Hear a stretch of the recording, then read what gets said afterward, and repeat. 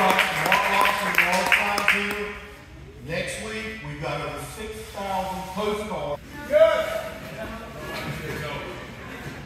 Guys, thank y'all so much. Matter of fact, I also use this thing. I quickly lose my voice. 5 to 7 of these a day. Very well on the program.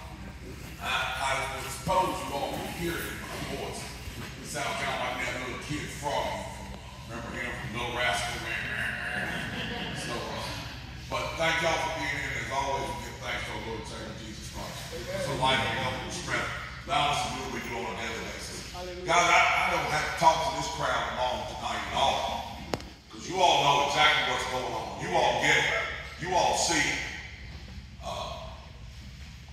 Well, let's talk about the rest of the card statement. Let's get that. Make sure we cover this.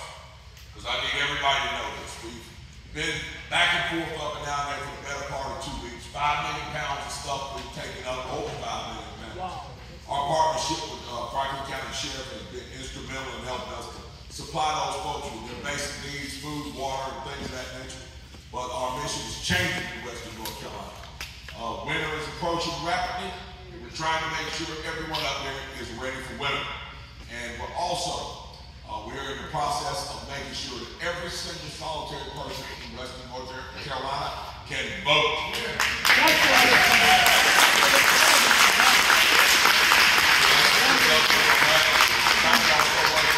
You all are doing prayers that you're sending up, the donations that you're making. It's going a long way towards recovery efforts in that area. Well, guys, I don't know, $50, $60 million is probably what they spent or more on trying to get rid of me. Really? I mean, that's a lot of money. I never would have thought somebody would have spent $50 or $60 million on me. I mean, it seems like they would have just took the $60 million and came to me and been like, can you just take this $60 million that's about to raise and go away and be a $60 million area? You know, just go away and be a millionaire. But that's not what they like to do. It's not about the money. It's about the destruction of people. It's about making examples out of people. You know, I haven't talked about this in a while. I'll talk about it tonight. You know that fellow that ran for president and won named Donald Trump? Remember him? Yeah. Remember the guys who will win again this year? Big Kamala Harris will win again this year. Oh, yeah. I want to point out something to you about Donald Trump. Some of you may have never thought about it. I remember when I was a young man, the few political conversations that we would have sometimes, you know, just as lay people, as ordinary people, we would have these conversations, and invariably, someone would always say, man, I just wish we could get somebody in office who's like a businessman, that would run the government like a businessman, like they do in business, you know, and they got a person, man, to really get something done. And I always remember that the status quo politicians would always say, well, you just don't understand how government works. Yeah. You don't understand the complexities of the Congress and the Senate, the presidency, the governor's mansion. There are things that you don't know how to take into consideration. So your assertion is blatantly false. And a businessman got elected to office, and he got something done. Exactly. Despite the fact of having to fight the news media, all the leftists, and 50% of the Republicans, he got something done. He had our border secured. He had the border secured. He had our enemies overseas standing down. He had our economy firing on all cylinders, folks. All cylinders. He was doing things that they said he couldn't do. You know, I'm talking about industries that were coming back to America. He had us energy independent. And we were on our way to being energy dominant on the globe. How did that happen? How did that happen? I'll tell you how it happened. It happened the same way that the story of North Carolina over the last 20 years happened. North Carolina prior to 2010 was dead broke. Deeply in debt to the federal government to the tune of about $6 billion. Couldn't pay our state workers, so we were having to lay them off. Teachers' pay was frozen for 6 years. Nobody wanted to come here and do business because taxes were too high. We were taxing people to death. Taxes were high and revenue was low. Imagine that. 2010, Republicans took over our legislature. Now, 14 years later, not only are we not in debt to the federal government, we now have a $5 billion surplus.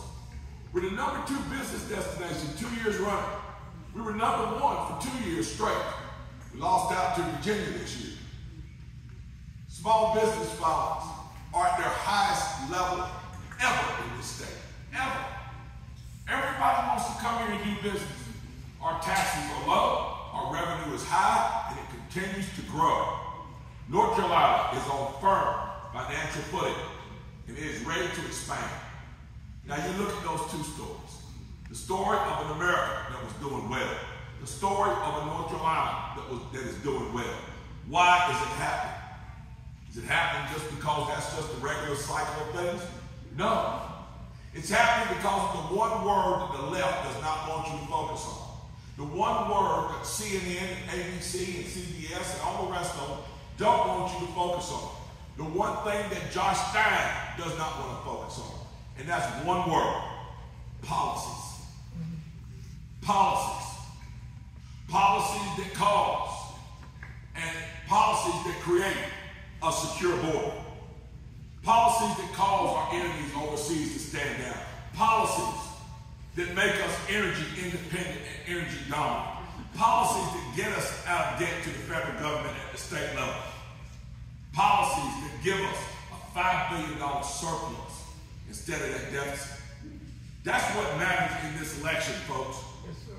Josh Stein loves to make commercials about me. He tells half the truth and he tells whole lies. CNN makes up a pack of trash to throw at me in the last minute to try to knock me out of this race. And by the way, folks, be on the lookout. Tomorrow is the day we take CNN to task for what they've done, folks.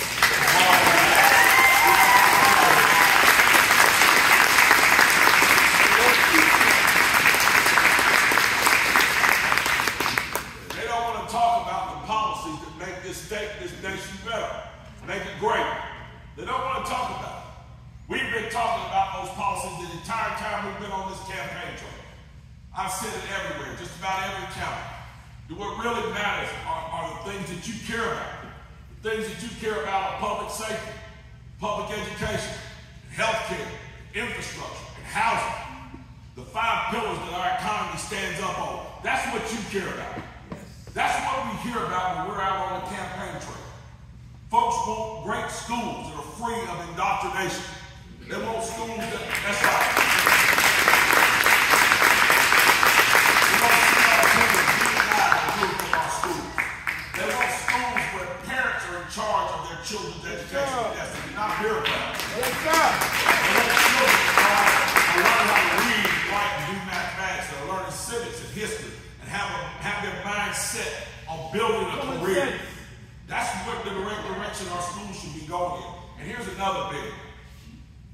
You know, our current budget right now in the state is $33.1 billion.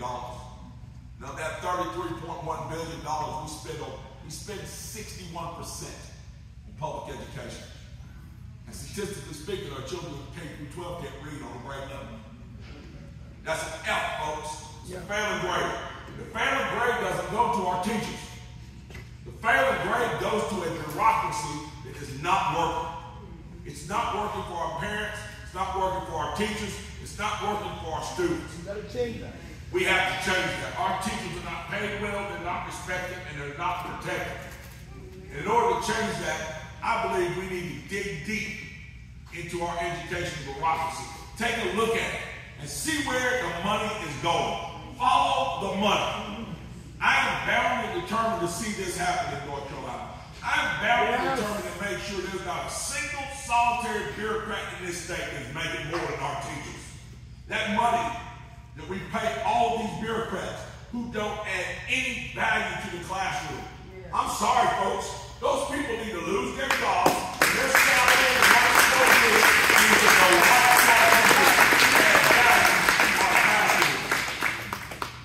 It's high time we had a teacher. It's high time we had an education system where the crown jewel of education is not bureaucrats with titles.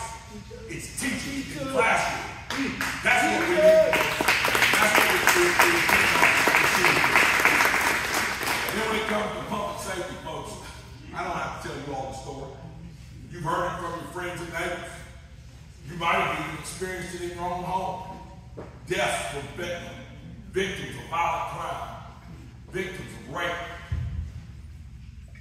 Folks, law and order in this state and in this country has been degenerated for years because we have not elected officials. We have politicians who play politics with the lives of their constituents when it comes to law and order. You know, I want you to think about this, folks. How many times has somebody told you they don't like Donald Trump or Mark Robinson because they talk mean? Or they say mean things. I don't like the way they talk on Twitter and Facebook. The things that they say are just mean. You gotta be kidding me, right? Yeah. Let me ask you. So I just met a young woman yesterday. And I met a young man yesterday. And I met a fellow the day before. And I met someone the day before that. All of them had children who died from fentanyl. What do you think the drug dealer who sold their child to fentanyl? Do you think they're a nice person? Nope. You think their conversations are like? How about the folks that are trafficking humans, doing the human trafficking thing, you know, kidnapping teenage girls, children, sending them God knows where to have God knows what done to them? How nice do you think they are? How about Vladimir Putin over there making war in Ukraine? Is he nice? Nope. The guys running Iran, you think he's nice? The individuals who paraglided into the concert in Israel and killed concert goers, murdered, do you think those are nice people? I'm sorry, folks. Time for nice is over. Yes, sir. It's over.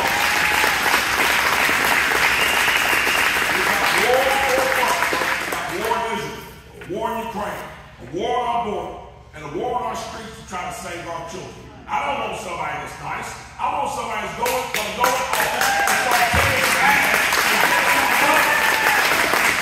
That's what we need, folks. It's high time we stop being afraid of our own shadow. Yes. When it comes to protecting your children, your grandchildren, your family, I don't care what CNN says, ABC says, or anybody else says. We're going to give police in this state the ability to be able to be proactive and fight crime. We're going to stand behind the rules. We're going to back the rules. We're not here to mollycoddle anybody, folks.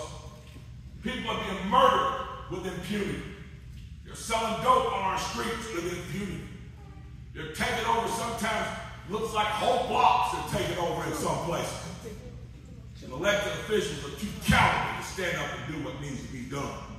Well, I can assure you that would not happen with me.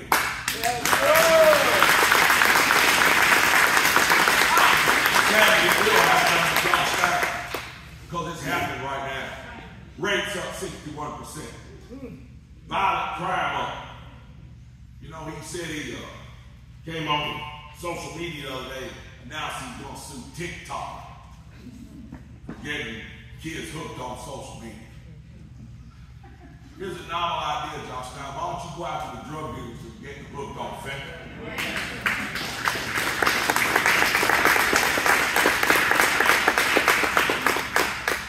I told you I didn't have to tell you all this. You all already know it. You see it every day. But we can bring a solution to all this, folks. It's real easy. We can turn all this around from the national level all the way down to the local. And we can do it on October 17th. Because October 17th is the first day of early voting. And I encourage each and every one of you to make a plan to go. Yes, sir. Don't wait till November 5th. Let's go ahead and win this thing in October, folks. Go out and vote. And when you do, and when you take those 5 or 10 people with you to go vote, you encourage them and you remember, you are not voting for a personality. You're not voting for politics. You're voting for policies. Yes, sir. Policies that will keep us safe. Policies that will give us great schools. Policies that will give us great health care and great infrastructure and great housing. Policies that actually work, folks. And you know how you find them on your ballot? You look down at your ballot, you ain't even got to look at the names. Just find the R's. Always on the ballot.